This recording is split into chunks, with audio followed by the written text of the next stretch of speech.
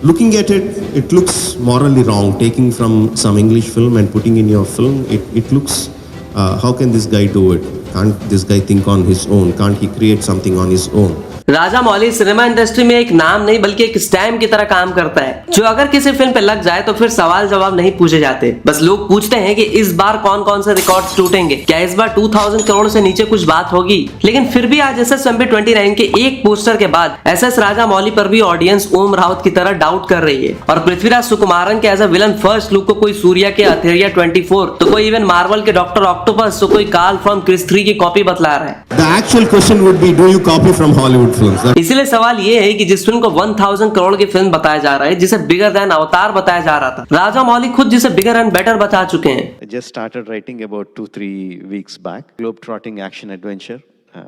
Mahesh Babu, a Telugu superstar, is the hero of the film.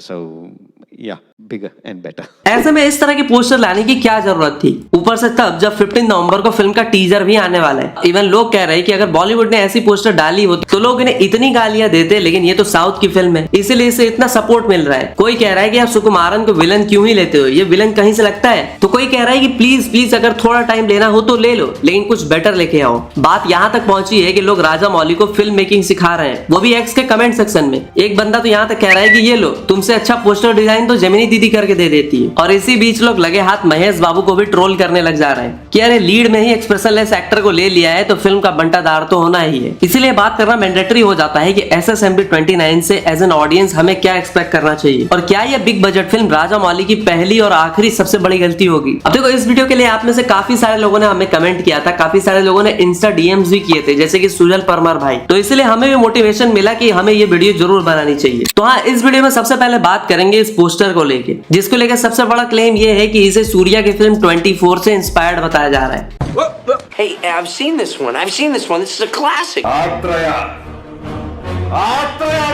इसके अलावा दूसरे और भी जितने सोशल मीडिया के ज्ञानी बाबा हैं, वो कह रहे हैं कि भैया आपने असली वाले स्टीफन हॉकिंस और फिक्शनल कैरेक्टर डॉक्टर ऑक्टोपस जो कि स्पाइडरमैन में था उसे मिला करके ये पोस्टर बना दिए। इसमें से मेंटलिस्ट नाम का एक बंदा तो राजा मौली से चार सवाल तक कर रहा है, और राजा मौली को नसीहत देते हुए कह रहा है कि आपने इतने एजेड यानी कि महेश बाबू जो कि अपनी 50s में है, ऐसे एक्टर को फिल्म में कास्ट क्यों किया। और एक्टर तो चलो ठीक है, आपने एजेड हीरोइन यानी कि प्रियंका चोपड़ा जो कि अपनी 40s में है उसको भी ले आए। इसके बाद ये बंदा कहता है कि आपने बाउंडर स्टोरी पे काम ही क्यों किया, फिल्म स्टार्ट होने के बाद अभी तक आपकी स्टोरी ठीक से डेवलप नहीं हो पा रही है। फोर्थ पे यह बंदा कहता है कि इससे घटिया पोस्टर आपने किसी भी फिल्म की अब तक रिलीज नहीं की है। और इनमें से कई लोग कह रहे हैं कि राजा मौली सर के लिए डर लग रहा है। अब देखो, फिल्म का विलन कुंभा यानी कि इसकी कहानी के पीछे जाएं तो सुनने में ऐसा आ रहा है कि कुंभ या कुंभा ये बंदा एक बिलियनर होगा जो पूरी दुनिया पे रूल करना चाहेगा, लेकिन साले की खुद की बॉडी पे कंट्रोल नहीं होगी। उसके पास एक पूरे साइंटिस्ट और डॉक्टर की टीम होगी जो उसका खड़ा मतलब उसे खड़ा करने की कोशिश करेंगे, लेकिन जब वो इंडिया आएगा तब उसे पता चलेगा संजीवनी बूटी के बारे में, वही संजीवनी जिसने लक्ष्मण जी के प्राणों की रक्षा की थी। और इसे प्राप्त करने से उसे रोकेगा रुद्र जो सालों से उस बूटी की रक्षा करते आ रहा है। अब देखो, कॉपी की बात करें तो राजा मौली ने खुद कन्फेस किया है कि हाँ भैया वो भी कॉपी करते हैं, लेकिन उनसे अच्छा पेस्ट शायद कोई और नहीं कर पाता। और नोटिस करने वाली बात यह भी है कि राजा मौली की फिल्मों के पोस्टर कभी भी उतने अच्छे नहीं होते। कॉपी करने की बात करें तो बाहुबली के ही काफी सारे scene sequences have been noted as being copied on heavily inspired by Hollywood films, जैसे कि the Avengers 300, the Myth, Lord of Rings, Avatar, King Kong, Hercules and the Lion king.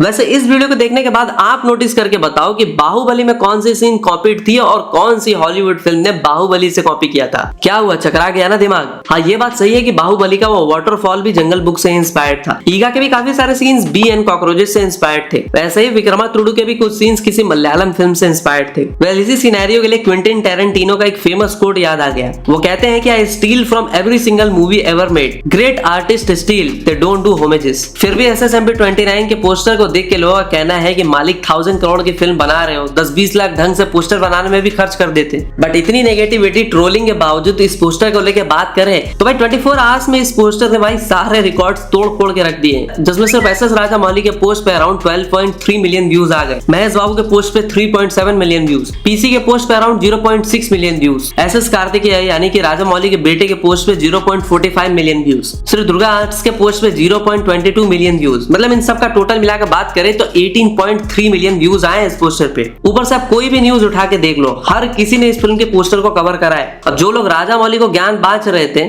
उन्हें फिल्म मेकिंग की नसीहत दे रहे थे, आपको लगता है कि राजामौली ने ऐसा एक पोस्टर डिजाइन जानबूझकर किया है जिससे वो ऑडियंस का ध्यान और भी ज्यादा अपनी ओर खींच सके? अब खुद ही बताओ, यूट्यूब से लेके बाकी सोशल मीडिया प्लेटफॉर्म्स पे प्रभास की बाहुबली से ज्यादा आदिपुरुष के चर्चे हुए थे या नहीं? और आज भी प्रभास की बाकी फिल्मों से ज्यादा लोग आदिपुरुष को लेके उन्हें ट्रोल करते हैं। देखो, राजामौली हमेशा से एक फिलॉसफी पे काम करते हैं कि ऑडियंस की एक्सपेक्टेशंस बिल्कुल जीरो कर दो, उसके बाद उन्हें एक ऐसी फिल्म दिखाओ जो उन्होंने कभी एक्सपेक्ट ही नहीं की थी। वरना आप सोचो, जो बंदा अपनी बाहुबली जैसी फिल्म के लिए एक लैंग्वेज क्रिएट कर सकता है, नए नए वेपन्स डिजाइन कर सकता है, एक एक्टर को लेके 5 साल एक प्रोजेक्ट पे दे सकता है, उसके ऊपर विश्वास नहीं करना, उसके एक पोस्टर को लेके इतना बखेड़ा खड़ा कर देना, ऊपर से ये कहना है कि अरे हो गया, ये राजामौली की सबसे बिगेस्ट डिजास्टर फिल्म होने वाली है। कुछ पूछा मैंने कुछ। जो बंदा खुद कहता है कि भाई मैं हॉलीवुड को दिखाऊंगा कि इंडियन सिनेमा क्या कर सकती है, अगर हॉलीवुड से ऑफर भी आए तो मैं उनके साथ एक इंडियन फिल्म बनाऊंगा। I want to make Indian films, whether it's Hollywood or whatever. I would like to make Indian films, even if I get an offer from some other industry. I would want to make an Indian film, Indian story and present it to them. आज हम उसी की एक film poster से उसके पुराने सारे achievements को भूल के उन्हें ट्रोल करने में लग जाते हैं। ऊपर से महेश बाबू, जिन्हें हम ट्रोल कर रहे हैं, वो बंदा इस फिल्म के लिए रामायण, पुष्पा, एनिमल जैसी फिल्में छोड़ के बैठा है। सालों पहले बॉलीवुड को अलविदा कह चुकी PC मतलब प्रियंका चोपड़ा को वापस फिल्म में राजामौली ला रहे हैं। और अभी तो भाई एक पोस्टर अनाउंस हुआ है, 15 नवंबर को तो सिर्फ टीजर आ रहा है। इस फिल्म में इतने सारे कास्ट है, मतलब इस फिल्म से रिलेटेड कुछ ना कुछ अपडेट्स, कास्ट वगैरह आते रहेंगे। अब देखो, इंडिया के बड़े बड़े सुपरस्टार्स अपने पूरे लाइफ में एक या दो या फिर एक भी 1000 करोड़ कलेक्शन वाली फिल्म नहीं दे पाते, उतनी तो भाई SSMP 29 की बजट ही है। ऊपर से RRR ने 550 करोड़ में 1275 करोड़ का कलेक्शन किया था। ये फिल्म अगर 2000 से 2500 करोड़ का कलेक्शन कर ले तो मैं ना चौंकूंगा। राजामौली पे शक करने वालों, एक बार उनका सक्सेस रेशियो चेक कर लेना। He is the only director जिसने 12 फिल्में डायरेक्ट की और सब की सब हिट्स एंड ब्लॉकबस्टर थी। मतलब आज तक उनका सक्सेस रेशियो 100% का रहा है। राजामौली SSMP 29 के लिए RRR के टाइम से श्योर थे कि उन्हें यही फिल्म बनानी है। ऑस्कर की चिंता तो उन्होंने अपने फैंस पे छोड़ दी थी। Whether RRR wins an Oscar or not, my plan for my next film is not going to change. और राजामौली वो इंसान था जिसने हॉलीवुड की फिल्में छाप कर उन्हें दिखाने के बजाय उन्हें रूटेड इंडियन सिनेमा दिखाया था।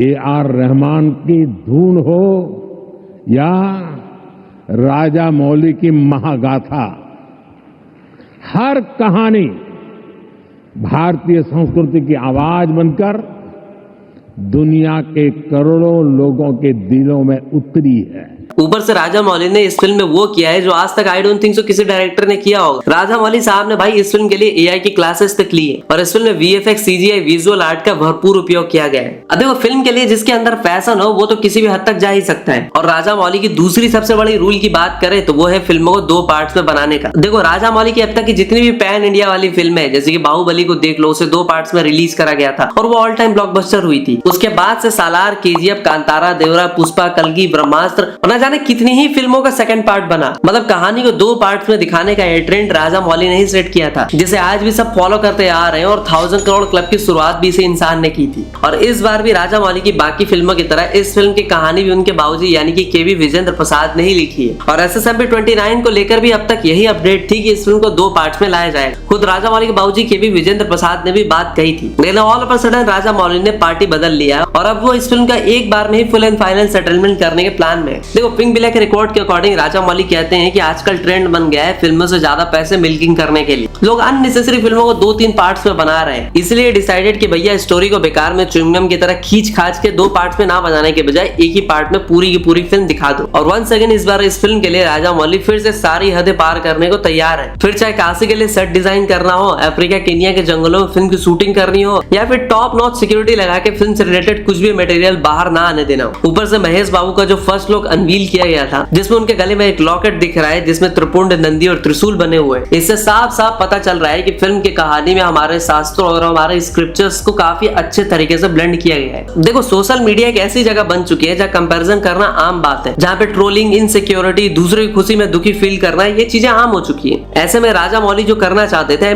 टीजर रिलीज से पहले एक तगड़ी बज क्रिएट करना, वो करने में वो सफल रहे। वैसे 15 को जियो हॉटस्टार पे फिल्म का ग्रैंड टीजर लॉन्च किया जाएगा और अब तो 99.9% चांसेस है कि फिल्म का टाइटल वाराणसी ही होगा। वैसे कौन कौन टीजर के लिए एक्साइटेड है और SSMP 29 के लिए अभी आप क्या सोच रहे हो वो भी बताओ। तो मैं मिलता हूँ आपसे अगली वीडियो में, तब तक के लिए हर हर महादेव।